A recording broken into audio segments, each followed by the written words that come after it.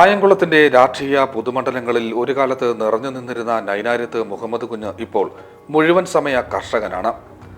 എരുവ നൈനാര്യത്ത് വീടിന്റെ ചുറ്റുവട്ടം വലിയ ഒരു തോട്ടം പോലെയാണ്.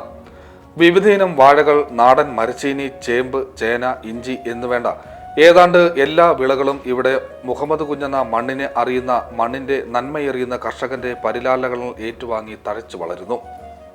85-കാരനായ ഇദ്ദേഹം തന്നെയാണ് കൃഷിപ്പണികൾ എല്ലാം ചെയ്യുന്നത്. അത് അദ്ദേഹത്തിന്റെ ദിനചര്യയുടെ ഭാഗം തന്നെയാണ്.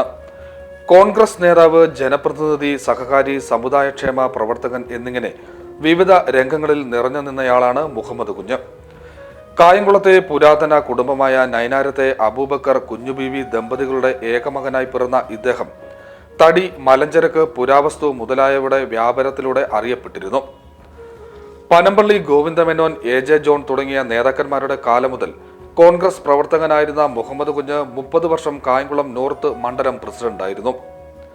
ഇക്കാലത്ത് കോൺഗ്രസ് MLA-മാർക്ക് ഗംഭീര വിജയം സമ്മാനിക്കുന്നതിൽ മുഖ്യ പങ്ക് വഹിച്ചു. 30 വർഷം Pathiyoor farmers bank director board മെമ്പറായും കായംകുളം നഗരസഭാംഗമായും പാർലമെന്ററി പാർട്ടി ലീഡറായും പ്രവർത്തിച്ചു. കേരളത്തിലെ കോൺഗ്രസിന്റെ എക്കാലത്തെയും ലീഡറായ K. കരുണാകരനുമായി വലിയ അടുപ്പമുള്ളയാളായിരുന്നു ഇദ്ദേഹം. അടിയന്തരാവസ്ഥ കാലത്ത് രാജൻ സംഭവം ഉണ്ടായപ്പോൾ കരുണാകരൻ നേരിട്ട പ്രതിസന്ധി ഘട്ടത്തിൽ നിഴൽ പോലെ കൂടെ നിന്നയാൾ. ദീർഘകാലം കായംകുളം മുഹ്യുദ്ദീൻ പള്ളി ജമാഅത്ത് president, MES treasurer, Karthikappally taluk മിച്ചഭൂമി അക്വിസിഷൻ ബോർഡ് മെമ്പർ എന്നീ നിലകളിലൊക്കെ വ്യക്തിമുദ്ര പതിപ്പിക്കാൻ ഇദ്ദേഹത്തിനായി. ഇപ്പോൾ വീട്ടിൽ വിശ്രമ ജീവിതം നയിക്കുകയാണെങ്കിലും രാഷ്ട്രീയ പൊതുമണ്ഡലങ്ങളിൽ ഉണ്ടാകുന്ന പ്രകടമായ മാറ്റങ്ങൾ സൂക്ഷ്മമായി വീക്ഷിക്കാൻ സമയം കണ്ടെത്താറുണ്ട് ഇദ്ദേഹം. കോൺഗ്രസ് ഉൾപ്പെടെയുള്ള പ്രസ്ഥാനങ്ങൾക്ക് കാലികമായ മൂല്യച്യുതി വന്നിട്ടുണ്ടെന്ന് മുഹമ്മദ് കുഞ്ഞ് പറയുന്നു. പഠനറിയിക്കേണ്ട കാര്യമില്ല. അങ്ങനെ പറഞ്ഞു വരുമ്പോൾ പലയിടത്തും കൊള്ളും. അത് കൊള്ളാതെ ഇരിക്കുന്നതല്ലയോ നല്ലത്.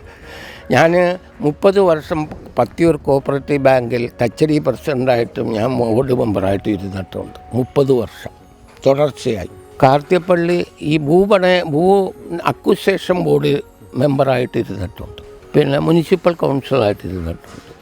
മുനിസിപ്പൽ ചെയർമാനായിട്ട് ഒരു പ്രാവശ്യം മത്സരിച്ചിട്ടുണ്ട്. ആ സാഹചര്യമാണല്ലോ പൊതുജനങ്ങളിൽ നിന്നും പാർട്ടികൾ അകലാൻ കാര്യം.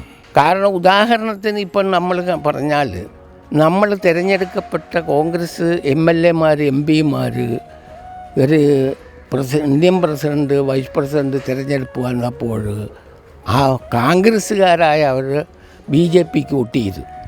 അപ്പോൾ അതിനർത്ഥം എന്താണ്? അതിനകത്തെ രാഷ്ട്രീയം എന്താണ്? നമ്മൾ ഒറ്റയ്ക്കേ ഉള്ളെങ്കിലും നമ്മൾ നിൽക്കുന്ന പാർട്ടിയിൽ ഉറച്ചു നിന്ന് ഒറ്റയ്ക്ക് പൊരുക എന്നുള്ളതല്ലേ അതിൻ്റെ എന്തോന്ന് ഒരു രാഷ്ട്രീയം. ഇന്നതല്ല. ഇന്ന് സ്വന്തം നേട്ടത്തിന് വേണ്ടി ഏത് വേഷവും കിട്ടുക. കേരള ചരിത്രത്തിൽ നിർണായക ഏടായി രേഖപ്പെടുത്തി വച്ചിരിക്കുന്ന വിമോചന സമരത്തിൽ പങ്കെടുത്തിട്ടുള്ള മുഹമ്മദ് കുഞ്ഞ് ആ സമരം ഒരു വലിയ ശരിയായിരുന്നുവെന്ന് പറയുന്നു. മാർക്സിസ്റ്റ് പാർട്ടിയുടെ ധിക്കാരപരമായ ഭരണത്തിനെതിരായ ഒരു ജനവികാരമായിരുന്നു അത്. ജനം അതിൻ്റെ പിന്നിൽ അണിനിരന്നു. അതിനുശേഷം നടന്ന തെരഞ്ഞെടുപ്പിലും 85% സീറ്റും കോൺഗ്രസ് ഉൾപ്പെടെയുള്ള കക്ഷികൾ പിടിച്ചുകൊണ്ട് വെച്ചു. അപ്പം ജനത്തിൻ്റെ അംഗീകാരം അതിനുണ്ട്. അത് മറ്റവരുടെ കമ്മ്യൂണിസ്റ്റ് പാർട്ടിയുടെ ജനദ്രോഹ നടപടികൾ പ്രതിഷേധിച്ചാണ്. ആ പ്രതിഷേധം ഫലവത്താണെന്ന് വന്ന തെരഞ്ഞെടുപ്പിൽ ബോധ്യം വന്നു. അടിയന്തരാവസ്ഥയും ശരിവെക്കുന്ന ഇദ്ദേഹം അടുത്ത കാലത്തുണ്ടായ നോട്ട് നിരോധനത്തെ കുറിച്ച് പറയുന്നത് പഴയ അനുഭവത്തിന്റെ കൂടി വെളിച്ചത്തിലാണ്. അത് അന്ന് ഈ അടിയന്തരാവസ്ഥ ഉണ്ടാകാനുള്ള കാരണമുണ്ട്. അന്ന് ഭരണാധികാരികളെ തേജോധം ചെയ്യുന്ന ഒരു രീതി വന്നപ്പോഴാണ് അടിയന്തരാവസ്ഥ ഇന്ദിരാഗാന്ധി പ്രഖ്യാപിക്കുന്നത്. ആ അടിയന്തരാവസ്ഥ ജനനന്മയ്ക്കാണ് പ്രഖ്യാപിച്ചത്, അല്ലാതെ അവരുടെ നന്മയ്ക്കല്ല. ആ ജനനന്മയ്ക്ക് പ്രഖ്യാപിച്ച് അത് ജനം അംഗീകരിച്ചു. 1000 നോട്ട് ഇന്ദിരാഗാന്ധിയുടെ ഭരണത്തിന് ശേഷം മൊറാർജി ദേശായി പ്രധാനമന്ത്രിയായിരിക്കുമ്പോൾ 1000 നോട്ട് നിരോധിച്ചു. അത് ഇവരും ഓർക്കുന്നില്ല പലരും. ആ 1000 നോട്ട് നിരോധിച്ച് അത് കഴിഞ്ഞ് പിന്നെ 1000 നോട്ടേ അടിച്ചില്ല, പിന്നെ 500 നോട്ടടിക്കാൻ തുടങ്ങിയത്. ആ നിരോധനം എന്തിനെന്ന് ചോദിച്ചാൽ അന്ന് കള്ളപ്പണം പിടിക്കാനാണെന്നും പറഞ്ഞാൽ മൊറാർജി ദേശായി അത് നിരോധിച്ചത്. അന്ന് 1000 നോട്ട് വ്യാപകമായി ജനങ്ങളുടെ കയ്യിലില്ല. അതിൻ്റെ ബുദ്ധിമുട്ടുണ്ടാക്കാൻ കാരണം ഞാൻ 1000 നോട്ട് കൈകാര്യം ചെയ്തിട്ടുണ്ട്. എനിക്ക് ഈ ഞാൻ ഈ പുരാവസ്തു ഇതിൽ ബോംബെയിൽ നിന്ന് അവിടെ നിന്നൊക്കെ എനിക്ക് 1000 നോട്ട് വരും. ഈ 1000 നോട്ട് നമ്മൾ മാർക്കറ്റിൽ കൊണ്ടുവന്ന് ആരും എടുക്കത്തില്ല.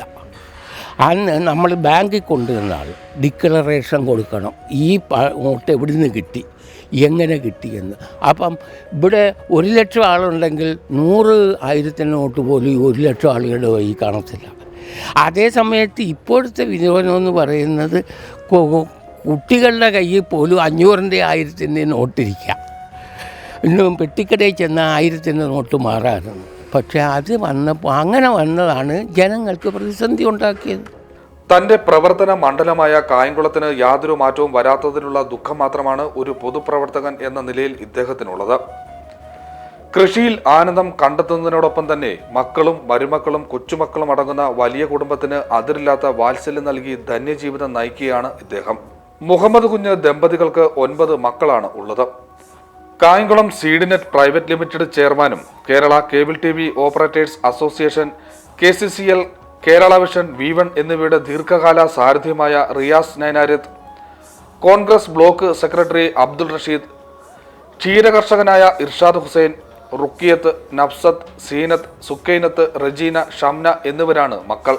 25 ചെറുമക്കളും ഇവരുടെ 15 മക്കളും ചേർന്നതാണ് വിശാലമായ കുടുംബം.